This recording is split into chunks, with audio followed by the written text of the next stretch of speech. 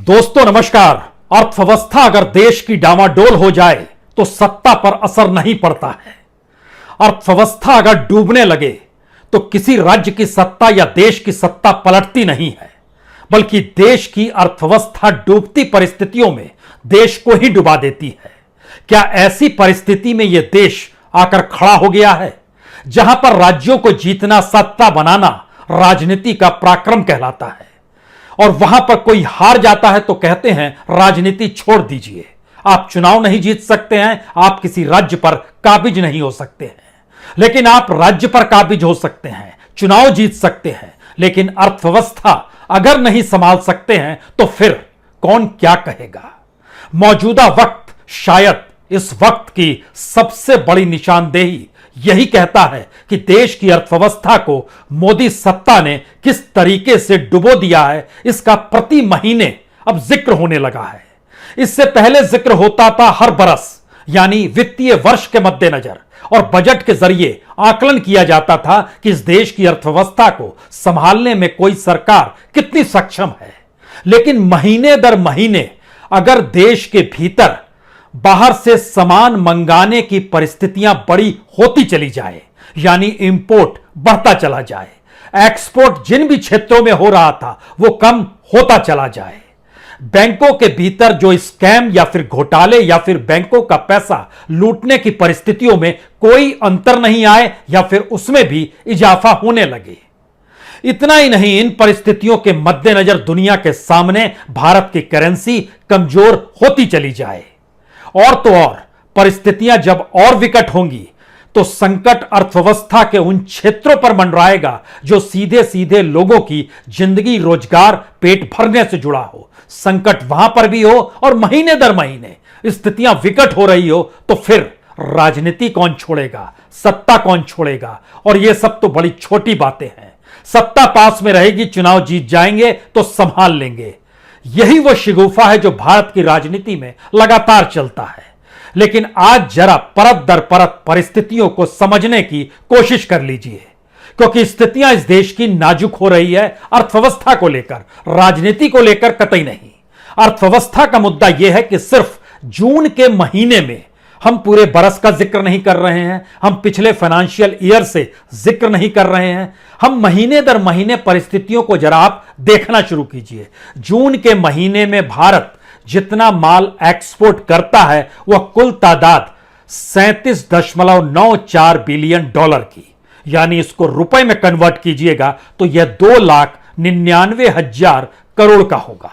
लेकिन जो बाहर से सामान आता है उस सामान को बुलाया जाता है तकरीबन 63.85 बिलियन डॉलर, यानी रुपए में तब्दील कीजिएगा तो 5,02,059 करोड़ रुपया। यानी जितना बाहर से माल आ रहा है और उस माल की एवज में भारत को डॉलर देना पड़ रहा है, उससे रुपए के तौर पर भारत को नुकसान 2 लाख करोड़ से ज्यादा का है। अगर डॉलर की स्थिति में लाएंगे तो लगभग 25.63 बिलियन डॉलर भारत का व्यापार घाटे में चल रहा है। सवाल यह नहीं है, घाटे में लगातार चल रहा है, और यह मैसेज है कि घाटा लगातार बढ़ते चला जाएगा, महीने दर महीने बढ़ता चला जाएगा।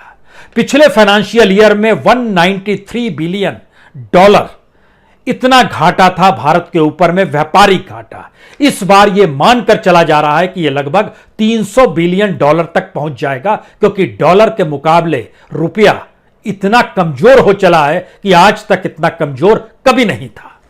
और दुनिया के बाजार से आपको माल मंगाना है। सवाल इसके आगे का है।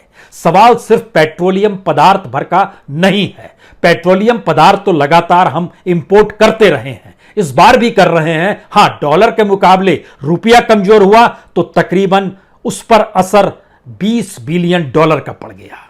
क्या कीजिएगा, रुपया कमजोर है, बाहर से माल मंगाना है, अपने पास एनर्जी को लेकर हमारे पास कोई वैकल्पिक सोच नहीं है, देश के भीतर का कोई इंफ्रास्ट्रक्चर उस पॉलिटिकल सिस्टम के आश्रय नहीं है जो कि अनेक अनेक राज्यों पर सत्ता कायम हो जाती है, लेकिन अर्थव्यवस्था को लेकर कोई व्यवस्था नहीं है। जब आरोप लगाते हैं तेलंगाना के मुख्यमंत्री चंद्रशेखर राव कि हम पर यह दबाव डाला जाता है कि कोयला आपको अडानी ग्रुप से खरीदना है और 6 गुना ज्यादा कीमत पर वो बेचते हैं, तो बताइए इसका मतलब क्या है? यह मुख्यमंत्री का बयान है, लेकिन इकोनॉमी को लेकर एक मुख्यमंत्री का सवाल नहीं है। सवाल तो यह है कि क्या कोयला भी हमारे पास नहीं है? सिर्फ जून के महीने में 3 गुना ज्यादा कोयला आयात करने की परिस्थिति में भारत आकर खड़ा हो गया, और 3 गुने का मतलब यह है तकरीबन $6.4 बिलियन, और इसका मतलब रुपए में है 50,558 करोड़। यह हम कोयले के आयात पे खर्च कर रहे हैं। उससे पहले जो महीना था उसमें 42,000 करोड़ रुपया दे रहे थे मई के महीने में, अब दे रहे हैं 50,000 करोड़ रुपया। एक महीने और पहले चले जाइएगा अप्रैल के महीने में, तो यह लगभग 35,000 करोड़ था। उससे पहले चले जाइएगा तो 22,000 करोड़ था। उससे पहले चले आइएगा तो 12,000 करोड़ था। 12,000 से जनवरी के महीने से हम बढ़ते बढ़ते 50,000 करोड़ रुपया पार कर गए। यानी दुनिया के मानचित्र पर जब कोयले के उत्पादन को लेकर जिन देशों का जिक्र होता है, वहां पर कोई उंगली रख दे तो वह भारत पर ही पड़ेगी। लेकिन बावजूद इसके जमीन के नीचे कोयला है, लेकिन उस कोयला को निकालना और दुनिया के बाजार में उपलब्ध कोयले की तुलना में अपनी मार्केट इकोनॉमी को उसके साथ जोड़ना, यानी प्राइस इंडेक्स को उसके पैरेलल में लाना, हम इसको लेकर भी कोई उपाय नहीं कर पाए हैं। अगला सवाल यह है कि हम जब इंपोर्ट लगातार बढ़ा रहे हैं, एक तो पेट्रोलियम प्रोडक्ट का, दूसरा कोयले का आयात बढ़ गया, तीसरा इस दौर में गोल्ड का इंपोर्ट भी बढ़ गया, और गोल्ड पर इंपोर्ट ड्यूटी पिछले शुक्रवार से ही सरकार ने बढ़ा दी है। यानी पहले 10.75% था, उसको बढ़ाकर सरकार ने 15% कर दिया। सरकार इन परिस्थितियों में यह नहीं समझ पा रही है कि लगातार डॉलर के मुकाबले जब रुपया कमजोर है, दुनिया के बाजार से जो गोल्ड भी मंगा रहे हैं उनकी कीमत पर भी असर पड़ेगा, भारत के बाजार पर भी असर पड़ेगा, भारत के कंज्यूमर पर भी असर पड़ेगा। यानी दोनों तरह का सोना है, काला सोना भी, पीला सोना भी, और एनर्जी का सोना पेट्रोलियम पदार्थ। यानी बेसिक नीड जिस देश की होती है अपनी इकोनॉमी को लेकर, हम उसको बाहर से मंगाते हैं। लेकिन भारत की पहचान तो दुनिया के बाजार में बहुत सारे प्रोडक्ट्स को लेकर एक्सपोर्ट करने की रही है। ऐसा नहीं है कोई एक्सपोर्ट पर ब्रेक लग गई, बिल्कुल नहीं।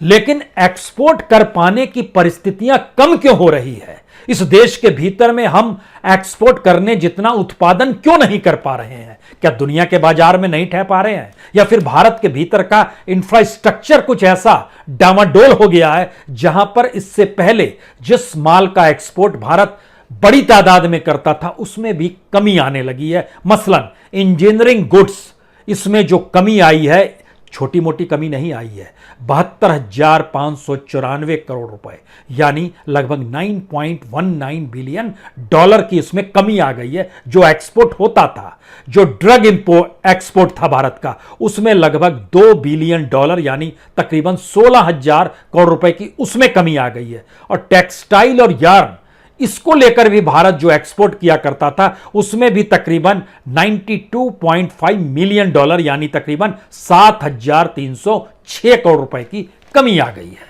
अगला सवाल है, भारत इस दौर में एक्सपोर्ट सबसे ज्यादा किसका कर रहा है? आपको जानकर हैरत होगी, इसके लिए कोई प्रोडक्शन भारत को नहीं करना है। भारत का मैक्सिमम एक्सपोर्ट उसी चीज का एक्सपोर्ट है जिसका मैक्सिमम भारत इंपोर्ट करता है, पेट्रोलियम प्रोडक्ट्स। पेट्रोलियम प्रोडक्ट्स का एक्सपोर्ट 98% भारत का बढ़ गया है। कैसे बढ़ गया है? भारत में इसका प्रोडक्शन नहीं होता है। दरअसल रशिया से जो 30% कम कीमत पर दुनिया के बाजार से भारत को प्रति बैरल कच्चा तेल मिल रहा है, उसको यहां की कंपनियां खरीदती है, और वह कंपनियां उस तेल को मुनाफे के साथ दुनिया की कीमत, दुनिया के बाजार के जो कीमत है पेट्रोलियम प्रोडक्ट्स की, उसकी तुलना में कम कीमत में 30% वहां से छूट मिल गई, तो मानिए 10% या 5% या 2% की कमी पर भी अगर वो पेट्रोलियम प्रोडक्ट वर्ल्ड मार्केट की तुलना में आप यूरोप को बेचने लगते हैं, यूरोपीय देशों को बेचने लगते हैं, क्योंकि आपको रशिया से मिल रहा है, उसका प्रोडक्शन हमारे यहां से दुनिया के बाजार में होने लगा। यानी ये एक वाया माध्यम है। युद्ध की परिस्थितियों में और रशिया की मौजूदा जरूरत में भारत जो उसके साथ चाहिए, उसका लाभ भारत को पेट्रोलियम प्रोडक्ट्स को मिल रहा है, और 98% एक्सपोर्ट पेट्रोलियम प्रोडक्ट का जून के महीने में बढ़ गया। कमाल की चीज है। यानी हम किस माध्यम से अपने देश के एक्सपोर्ट को आगे बढ़ाएं, इसके अलावा भी एक दो प्रोडक्ट्स हैं, ऐसा नहीं है कि एक्सपोर्ट इन क्षेत्रों में बढ़ा है। जानकारी आई इलेक्ट्रॉनिक गुड्स की, जो रेडीमेड गारमेंट्स हैं, जो ज्वेलरी है, इसके भी एक्सपोर्ट बढ़े हैं, इससे कोई इनकार नहीं है। लेकिन इंपोर्ट की तुलना में जब भारत का घाटा एक महीने का 2 लाख करोड़ से ज्यादा का हो तो संकट ये पहला संकट है, कितना गहरा हो सकता है। इसका दूसरा संकट असर पड़ता है भारत की उस रिजर्व इकोनॉमी को लेकर, जो कहते हैं कि हमारे पास तो डॉलर भरा पड़ा है, सोना भरा पड़ा है, और हमारे पास इतना पैसा है कि हम किसी तरीके से श्रीलंका नहीं हो सकते हैं, बांग्लादेश नहीं हो सकते हैं, नेपाल नहीं हो सकते हैं, मालदीव नहीं हो सकते हैं, सीरिया नहीं हो सकते हैं, ब्राजील नहीं हो सकते हैं। कहने की बात है, हमारा रिजर्व जिस तरीके से डाउनफॉल की दिशा में है, अगर उसको आप देखिए तो 31 दिसंबर 2021 हमारे पास रिजर्व था $634 बिलियन, और बार बार इसको एडवर्टाइज किया जाता था कि देखिए 600 बिलियन से ज्यादा का है और 650 बिलियन जल्दी हो जाएगा, इतना हमारे पास रिजर्व मनी है। लेकिन रिजर्व बैंक की रिपोर्ट ने बतलाया, जो लास्ट रिपोर्ट आई 24 जून तक की, यानी 2 हफ्ते पहले तक की, उस 24 जून तक में हम लगभग $41 बिलियन इस बरस में खर्च कर चुके हैं, कम हो चुका है। ठीक वैसे ही इसकी स्थिति को समझिए, जब रुपया डॉलर के मुकाबले सस्ता होता गया और भारत के बाजार में क्राइसिस महंगाई दर के साथ बढ़ती चली गई, तो अंतर्राष्ट्रीय बाजार में भी हम जितना माल जितने रुपए में ले सकते थे, उसकी तुलना में हमें रुपए ज्यादा देने पड़े, क्योंकि डॉलर से ही भुगतान अंतर्राष्ट्रीय बाजार में होता है। तो इसका असर यह पड़ा कि $41 बिलियन इस एक बरस में जनवरी से जून तक खर्च हो गया, और हम जो $634 बिलियन पे थे वह घटते घटते $593 बिलियन पर आकर खड़े हो गए।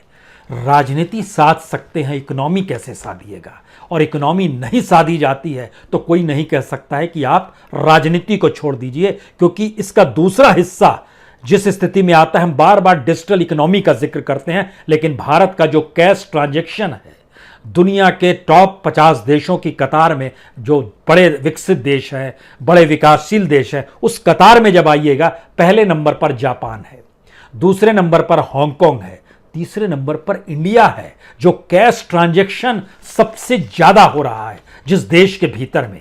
यानी इकोनॉमी को लेकर सरकार की सोच और अर्थव्यवस्था के आश्रय जिंदगी चलाने को लेकर एक आम नागरिक की सोच, जनता की सोच, उसको समझ में आ रहा है कि दरअसल तेल आटे का भाव क्या है, उसे समझ में आ रहा है कि दरअसल इस इकोनॉमी से दो चार कैसे होना है, क्योंकि पॉलिसीगत तरीके से तो हम दो चार सरकार की नीतियों के आश्रय हो ही नहीं सकते हैं। अगला सवाल, इस दौर में बैंक का फ्रॉड भी कम नहीं हुआ है, और बैंकिंग फ्रॉड का मतलब शायद उस ब्लैक मनी से भी जोड़ा जा सकता हो, शायद इस दौर में हमारे यहां की इन्फोर्समेंट डायरेक्टरेट जो सक्रिय हुई है उससे भी जोड़ा जा सकता हो। तो इस पायदान पे जब आप कदम रखिएगा भारत की अर्थव्यवस्था को लेकर, तो पहला सवाल यह है कि 2021-22 में, यानी लास्ट फाइनेंशियल ईयर में, जो पब्लिक सेक्टर के बैंक थे उसमें जो बैंक फ्रॉड हुआ है वो तकरीबन 41,000 करोड़ का हुआ है। आप कहेंगे बहुत ज्यादा रकम नहीं है, और 100 करोड़ से ज्यादा स्कैम जिन लोगों ने कर लिया या जिस कंपनी ने कर लिया उनकी संख्या लगभग 80 है, 81 है। इतने लोगों ने 100 करोड़ से ज्यादा का बैंक फ्रॉड कर दिया, पैसा बैंक के पास नहीं आया। लेकिन इस समानांतर में एक चीज और देखिए, जो जानकारी सरकार बार बार कहती है, देखिए हम तो जांच करते हैं ना, उस जांच में एक बड़ी इंटरेस्टिंग चीज आई, DHFL की निकल गई, जो कि देवान हाउसिंग फाइनेंस लिमिटेड है।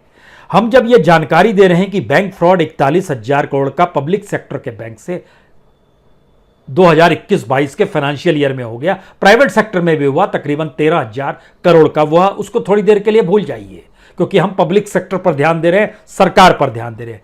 DHFL ने 34,615 करोड़ का चूना बैंकों को लगाया, और एक दो बैंकों को नहीं, सारे बैंक जो पब्लिक सेक्टर के हैं सबसे उसने कुछ ना कुछ पैसा उठाया, कहीं से 500 करोड़, कहीं से 5,000 करोड़।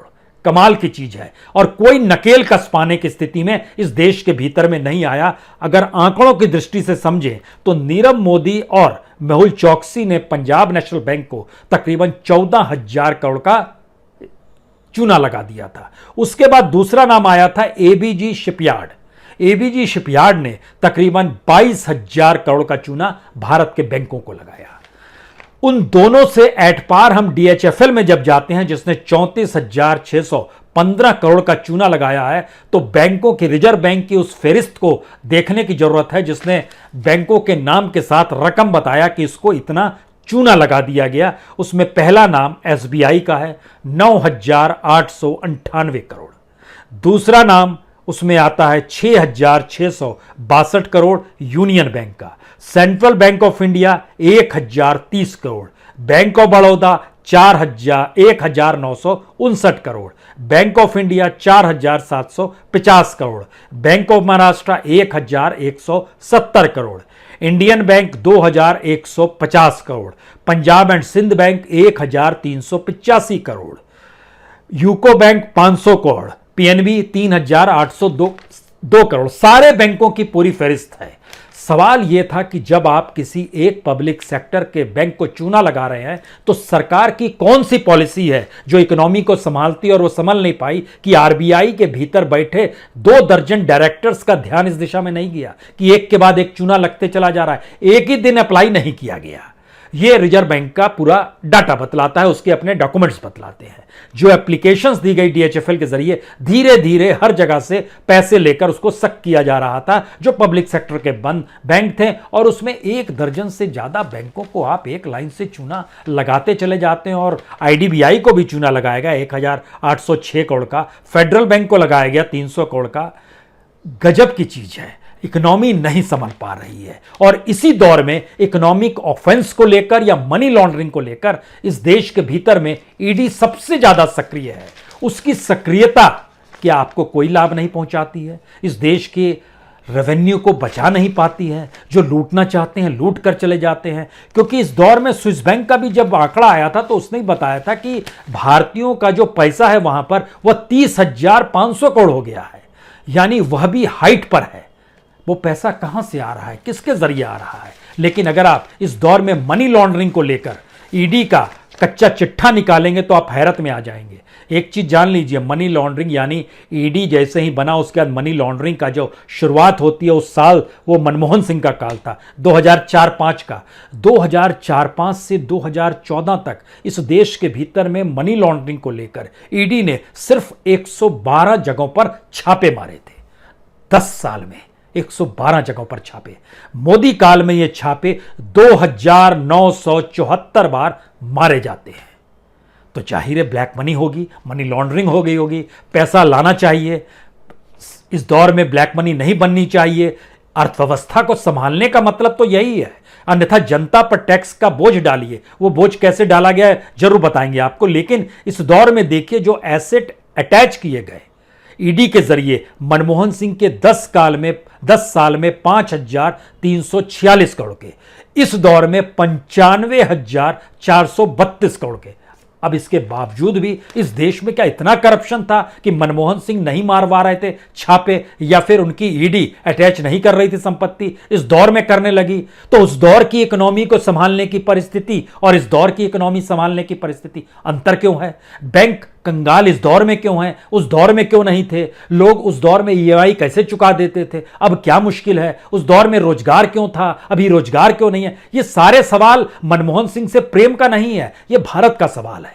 क्योंकि अर्थव्यवस्था अगर कंगाल देश को बना देगी सरकार की नीतियों की वजह से, तो किसी भी राज्य में किसी की भी सत्ता हो जाए, राजनीति करने में आप कितने भी माहिर क्यों ना हो, लेकिन देश तो कंगाल हो रहा है, खाली हो रहा है। इसका असर भी पड़ रहा है क्योंकि हम जैसे ही prevention of money laundering act के तहत, जिसको 2005 में इंट्रोड्यूस किया गया और सुप्रीम कोर्ट में जानकारी सरकार के जरिए दी गई कि कुल केस 4,700 केस दर्ज किए गए हैं, जब उसमें जानकारी टटोली गई तो पता चला कि 2016 से 2021 के बीच में 4,700 में से 2,186 केस इसी दौर में दर्ज हुए हैं। अब उसके दायरे में कौन पॉलिटिशियन नहीं है, थोड़ी देर के लिए इसको भूल जाइए। हम तो देश की इकोनॉमी के मद्देनजर इस परिस्थिति को समझना चाह रहे हैं कि जो जांच एजेंसी है अगर वो सक्रिय है तो इस देश में मनी लॉन्ड्रिंग कैसे हो रही है, अगर वो सक्रिय है तो ब्लैक मनी दुनिया के अलग अलग बैंकों में बढ़ क्यों रहा है, अगर वो सक्रिय है अपने तौर पर तो फिर इस देश के भीतर में कोई करप्शन नहीं होना चाहिए। लेकिन करप्शन का उफान सिस्टम का हिस्सा अगर बन जाएगा तो जो पॉलिसी होती है उस पॉलिसी को ही आपको नए तरीके से डिफाइन करना पड़ेगा। और इसकी डेफिनेशन का सबसे बड़ा रूप यह है कि इस दौर में लगातार जब पेट्रोलियम प्रोडक्ट्स को लेकर देश में हंगामा चलते रहता है तो सरकार ने जो सेस और विंडफॉल टैक्स लागू किया है जिसको जनता से वसूला जाता है वो 23 रुपए 25 पैसे है पर टन क्रूड ऑयल प्रोडक्शन को लेकर। यह एक हिस्सा हुआ। दूसरा हिस्सा जो जनता से वसूला जाता है वो स्पेशल एडिशनल एक्साइज टैक्स है 6 रुपए प्रति लीटर। और एक्सपोर्ट ऑफ पेट्रोल डीजल और जेट फ्यूल को लेकर भी जो टैक्स वसूले जाते हैं वह भी 6 रुपए प्रति लीटर है। यानी वसूली जनता से ही होगी। इकोनॉमी का पूरा खांचा हमारी आंखों के सामने रेंग रहा है और समझ नहीं पा रहे हैं कि इस देश का प्रोडक्शन जिन क्षेत्रों में होता था वहां कम क्यों हो गया। देश के भीतर कंज्यूमर ना हो लेकिन दुनिया के बाजार में जब कंज्यूमर है तो क्या भारत का प्रोडक्ट दुनिया के दूसरे प्रोडक्ट्स की तुलना में कॉम्पिटिटिवनेस में हम फेल हो रहे हैं, हम नहीं टिक पा रहे हैं? तो कौन सी वजह है? इकोनॉमी को साधना और इकोनॉमी के आश्रय देश को संभालना और देश की मजबूती अंतर्राष्ट्रीय बाजार में अपनी अर्थव्यवस्था को लेकर होती है। हमने इससे पहले आपसे जिक्र किया था भारत ने कितना ज्यादा कर्ज इस दौर में लिया है। 2014 तक 53,000 करोड़ था जो आज की तारीख में 1,35,000 करोड़ पार कर चुका है और जिस रफ्तार से है वो मार्च 2023 तक 1,55,000 करोड़ तक का कर्ज हमारे पास सीधे सीधे आ रहा है। लौटेगा कैसे, लौटाएंगे कैसे? नाजुक परिस्थितियों में राजनीति साधते हुए देश संभालने की स्थिति में हर कोई बढ़ रहा है लेकिन इसका व्यापक असर जो अलग अलग फील्ड में है वो हर चीज से जुड़ा हुआ है। वो 5 किलो मुफ्त अनाज से भी जुड़ा हुआ है और 5 नौकरियां ना दे पाने की परिस्थितियों से भी जुड़ा हुआ है। दिल्ली के करीब या दिल्ली से सटा हुआ हरियाणा जो एक वक्त सबसे ज्यादा नौकरी देता था खास तौर से प्रोडक्शन के क्षेत्र में, सर्विस के सेक्टर में, वह जो पूरा हब था वह हब पूरा कंगाल हो गया। स्थिति इतनी नाजुक है कि वहां पर जो अनएम्प्लॉयमेंट रेट है वो 30% से ज्यादा है और जो डिग्रीधारी युवा है जिसको नौकरी तुरंत चाहिए वो हर दूसरा युवा बेरोजगार है क्योंकि 50% से ज्यादा वहां पर बेरोजगारी दर आकर टिक गई है जो कि 15 साल के बाद शुरू होती है और 24 साल के बीच में आकर टिकती है। और उसमें अगर सीधे सीधे आप अगर 19 से 29 के बीच में देखिएगा जिसको सबसे ज्यादा नौकरी की जरूरत होती है उसको भी घटा के अगर आप 25 से 26 साल तक ले आइएगा तो हरियाणा की स्थिति वहां पर लगभग 48% बेरोजगारी दर की है। क्या करेंगे आप राज्यों की अलग अलग परिस्थितियों में? इन स्थितियों में देश को अर्थव्यवस्था के तौर पर नहीं संभाल पाते हैं तो कोई कैसे कहे कि आप राजनीति छोड़ दीजिए? राजनीति का मतलब तो चुनाव जीतना है। कोई कैसे कहे कि आप सत्ता छोड़ दीजिए? सत्ता का मतलब तो शायद उस हुनर के साथ चलना है जहां पर भरोसा, आश्वासन, प्रचार, मीडिया और आपके वो सारे कॉन्स्टिट्यूशनल इंस्टीट्यूशंस जो सत्ता का गुणगान करें और उसी का डंका पीटे। लेकिन अंदरूनी तौर की परिस्थितियां कितनी नाजुक है यह मौजूदा वक्त में सिर्फ जून का महीना बताकर चला गया कि आप लगातार अपनी इकोनॉमी को ना संभाल पाने की वजह से अगर एक्सपोर्ट इंपोर्ट को मिलाकर बाकी क्षेत्रों को जोड़ दें तो सीधे सीधे हर महीने 3 से 4 लाख करोड़ की परिस्थिति को आप अपनी पॉलिसी की वजह से गंवा रहे हैं। समझिए इसे। बहुत बहुत शुक्रिया, बहुत बहुत शुक्रिया।